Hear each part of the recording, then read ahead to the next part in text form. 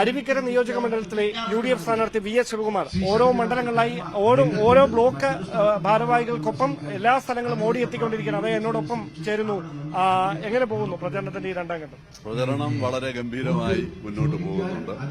വലിയ ആവേശകരമായിട്ടുള്ള സ്വീകരണമാണ് എല്ലാ സ്ഥലത്തു നിന്നും ലഭ്യമാകുന്നത്. അരുവിക്കരയിൽ ഞാൻ വന്നപ്പോൾ തന്നെ എന്റെ പാർട്ടി പ്രവർത്തകരും UDFന്റെ പ്രവർത്തകരും വളരെ ആവേശമാണ് അവർക്ക്. ഞങ്ങളെ പ്രവർത്തനങ്ങളെല്ലാം ചരിത്രം തിരുത്തിക്കുറിച്ചുകൊണ്ടുള്ള പ്രചരണ പരിപാടികൾ തന്നെയാണ് നടക്കുന്നത്. ഇപ്പോൾ നമ്മുടെ ഇന്നലത്തെ പ്രവർത്തക സമ്മേളനം ഒരുപക്ഷെ അരുവിക്കര നിയോജക മണ്ഡലത്തിൽ ഇതിനു മുമ്പ് ഒരിക്കലും കണ്ടിട്ടില്ലാത്ത ഒരു കൂട്ടമായിരുന്നു ഉണ്ടായിരുന്നു, പ്രവർത്തകരായിരുന്നു.